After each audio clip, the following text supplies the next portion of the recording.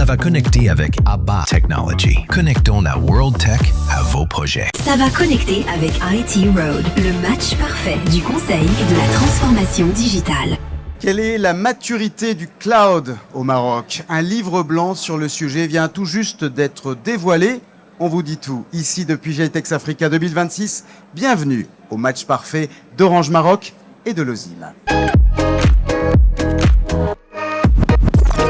Avant de découvrir nos invités, co-auteurs donc de ce livre blanc qui nous apporte de nombreux enseignements sur l'état du cloud au Maroc, avec nous en plateau nos experts Gaël Soula, Sana Ifak, ça va les amis? Très bien, merci. Vous êtes en Très forme? bien, monsieur Philippe. Très bien, Gaël. Sana, un livre blanc sur l'état du cloud au Maroc qui s'intitule « Entre ambition de transformation et réalité opérationnelle ». En d'autres termes, il semble bien plus nous interroger sur la capacité de transformation humaine que sur les potentiels technologiques en la matière, mon cher Gaël. Exactement, Philippe. Donc, un livre blanc sur l'état de maturité du cloud au Maroc. Qui mieux placé qu'un opérateur d'envergure comme Orange Maroc, qui est un des opérateurs dominants sur le Maroc, pour venir témoigner de ce qui se passe dans les entreprises, de venir témoigner de ce qui se passe sur le territoire, de la maturité des dirigeants, des salariés à embarquer effectivement ces technologies sur le cloud. Je rappelle qu'Orange Maroc, effectivement, est présent dans tous les foyers, présent dans toutes les entreprises, avec ce qu'on appelle une capillarité très importante, c'est-à-dire en fait, ils sont vraiment partout. Donc, ce sont les mieux, les plus à même de prendre le pouls de ce qui se passe sur ces solutions de cloud.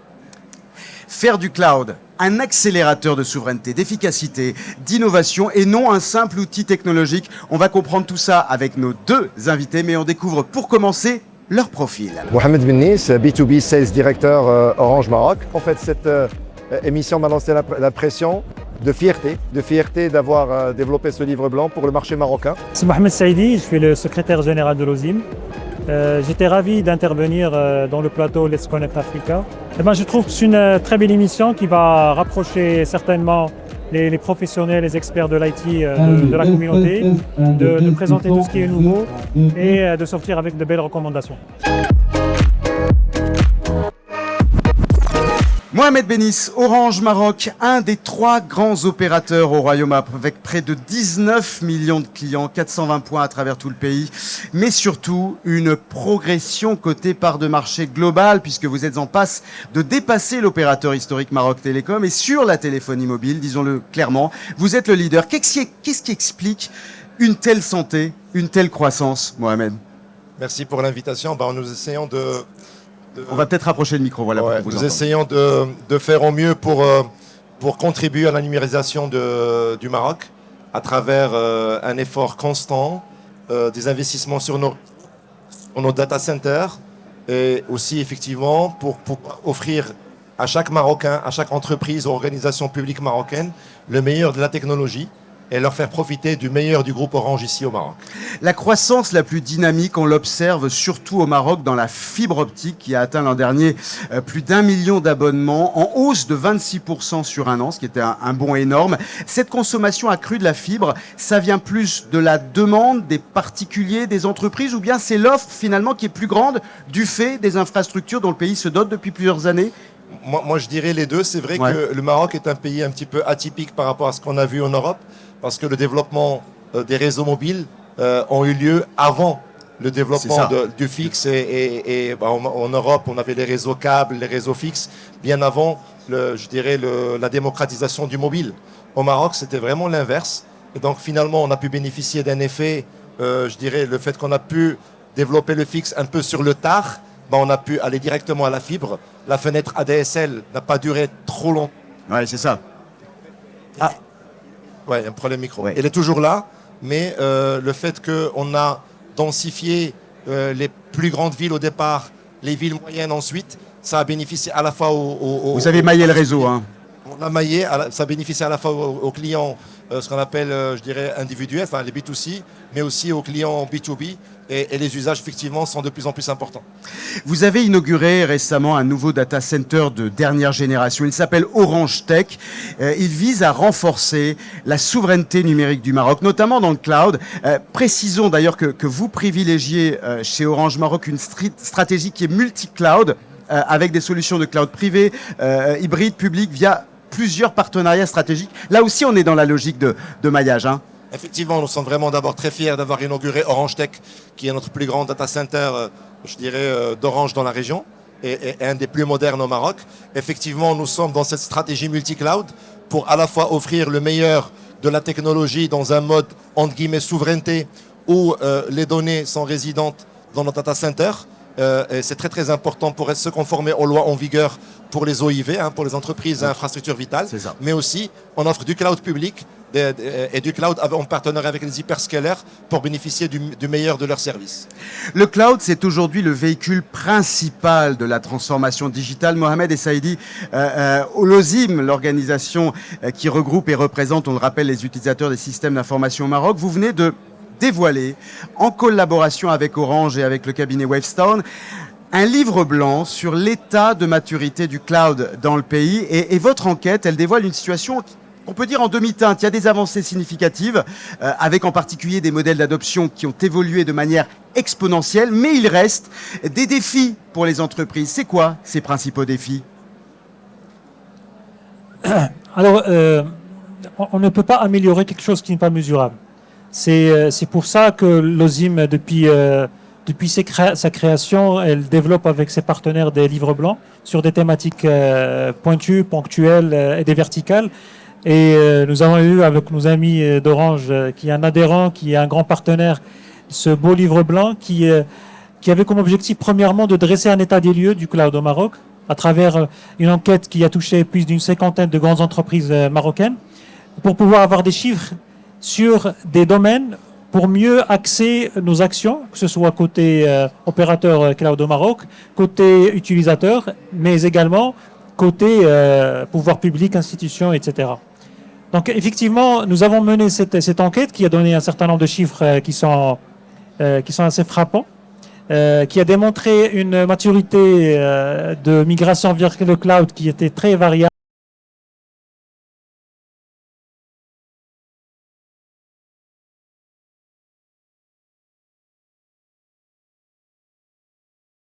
Pas de stratégie cloud. Et ça, c'est 66% n'ont pas de stratégie cloud qui est formalisée. Et ça, ça paraît invraisemblable. C'est invraisemblable.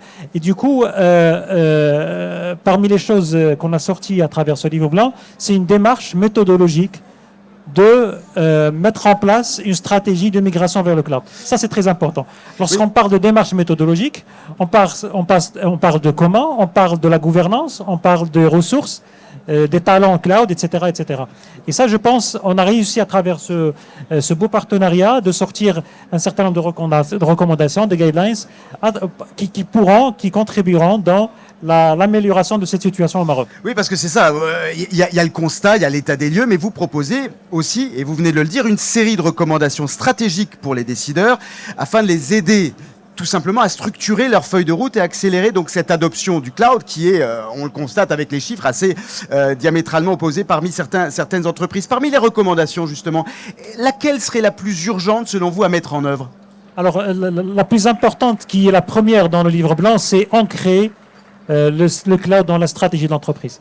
Ça, c'est très important. Il faut que le top management soit donc la gouvernance, hein, c'est ce que vous disiez. C'est la gouvernance, c'est la stratégie. Et deuxièmement, on sait qu'aujourd'hui au Maroc, on les appelle plus défis plus que de contraintes, c'est des défis réglementaires. La loi 0908, la loi 0520. Heureusement, on a des opérateurs cloud qui montent en puissance au Maroc à travers les infrastructures. Mais la territorialité de la data, elle se pose toujours parce que nous, utilisateurs, on utilise également des solutions qui sont sur le cloud international. Et du coup, ce qu'on recommande, c'est, vu l'amélioration et le développement du cadre réglementaire au Maroc, il faut à minima que les entreprises, les DIC, développent leur système d'information sur le cloud ready. Il faut que leurs infrastructures, leur système d'information soient prêts pour une migration facile, fluide vers le cloud. Ça, c'est, je pense, les deux grandes orientations sur lesquelles on doit travailler. 1, stratégie d'entreprise, démarche. 2, il faut que nos systèmes d'information soient cloud ready pour accélérer le move to cloud. Et ça peut aller vite ou ça prend du temps ? Non, pourquoi on en parle ? Parce que construire un cloud ready, c'est facile, mais transformer un système d'information existant vers un cloud ready, ça demande beaucoup de ressources et d'argent. C'est certain. Sana Gaël, une réaction peut-être ? à ces enseignements du livre blanc qui effectivement nous interpellent et nous interrogent. Gaël? Non, effectivement, les données sont hyper précises. Je trouve ça. Et puis effectivement, elles révèlent qu'il y a vraiment plein de choses à accomplir. Et je trouve que c'est vraiment bien d'avoir des informations vraiment aussi profondes, aussi précises, parce que souvent les études sur le cloud, sur l'IA, sur la cyber, ça reste quand même assez, alors pas dire fumeux, mais il y a des grandes tendances, mais on n'est pas capable de mettre des chiffres précis dessus. Donc c'est quand même bien d'avoir cette vision vraiment de ce qui se passe réellement sur le terrain, quoi. Une question peut-être, Sana? Oui, alors tout d'abord, je voulais vous remercier infiniment, Orange Maroc, d'être avec nous. Pour une raison qui ne va pas vous concerner directement, c'est que vous avez une femme à la tête d'Orange Maroc, Hind El Fall, et je voulais lui rendre hommage. C'est bien de le souligner aussi. Voilà, c'est quand même dans un univers où il y a beaucoup d'hommes. C'est une fierté pour moi. C'est la directrice exécutive business. Le directeur général, c'est André Cassis. Oui. Et Hind El Fall est directrice exécutive business. Tout à fait, absolument. Quand je dis, je voulais la mettre quand même en valeur, c'est pour ça. Dans l'aspect de la direction. Voilà, exactement. Ma question, donc concernant le sujet des data centers, vous voyez, j'ai notre Sahara marocain qui est juste là. Quels sont les projets d'Orange Maroc concernant tout ce qui concerne les centres de données, les data centers au sein des provinces du Sud? Et je voulais vous remercier parce que je suis de Nador et vous avez inauguré il n'y a pas très longtemps un data center là-bas. Je vous invite à le faire aussi à Oujda.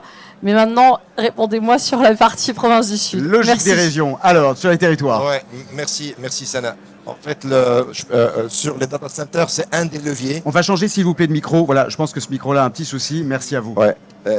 Un des leviers de la transformation numérique de tout pays, des entreprises, organisations, ça reste de disposer des centres de données au plus près de l'utilisateur. Effectivement, Orange Maroc investit massivement dans ce domaine.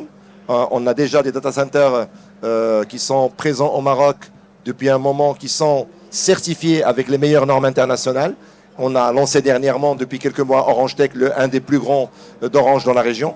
Et notre stratégie est de continuer à investir sur la résilience, sur la souveraineté, en apportant les garanties en termes de respect à la réglementation en vigueur, qu'elle soit DGSSI ou CNDP au Maroc. Et puis, l'autre levier, c'est la connectivité. Maintenant, je passe à la question sur les provinces du Sud. Un des leviers, avant d'avoir un data center dans les provinces du Sud, c'est d'avoir la connectivité. Et Dieu merci, les opérateurs ont investi dans ces régions. Les 3 opérateurs d'ailleurs, Orange Maroc prend toute sa part. La 5G entre autres. Effectivement, la 5G, on a une couverture qui est élargie aujourd'hui sur 135 villes au Maroc au niveau d'Orange, dans les provinces du Sud également. Et la fibre optique, je dirais l'interurbain est présent aujourd'hui. Donc maintenant, avec tous les projets gouvernementaux, Madame la Ministre, on a parlé de data center de Dakhla, Orange Maroc prendra toute sa part pour que ces projets soient une réalité, Inch'Allah, dans le plus vite possible. Alors comment faire pour que les solutions de ce livre blanc profitent au plus grand nombre d'entreprises au Maroc? C'est la dernière partie du match parfait. On passe en mode reco. Les recommandations de nos 2 experts, Gaël Soula, Sana Ifak. Alors je précise comme à chaque fois que si vous n'êtes pas satisfait des recommandations, messieurs, vous avez un buzzer bullshit devant vous. Vous avez juste à l'actionner et vous sanctionnerez nos 2 experts. Si en revanche vous êtes satisfait, ils vous ont convaincu, vous avez un petit poulpe que vous agiterez pour dire voilà, c'est parfait, on a été convaincu. Qui veut commencer par la recommandation? Je commence. Allez, Gaël. C'est une recommandation question pour ma part. Donc ce que j'entends sur le cloud là, qui est effectivement très chirurgical, moi ça m'impressionne. Et du coup, la reco, c'est de se dire est-ce que sur l'IA, est-ce que sur la cyber, qui sont aussi des grands enjeux de société et des enjeux d'entreprise, vous avez fait les mêmes exercices, vous avez les mêmes informations, est-ce que vous allez y aller, quoi, en gros, la reco, c'est est-ce que vous y allez sur ces sujets-là? Côté OSIM. Alors, ça poulpe du côté OSIM, est-ce que du côté Orange? Ça poulpe aussi, voilà. Sana?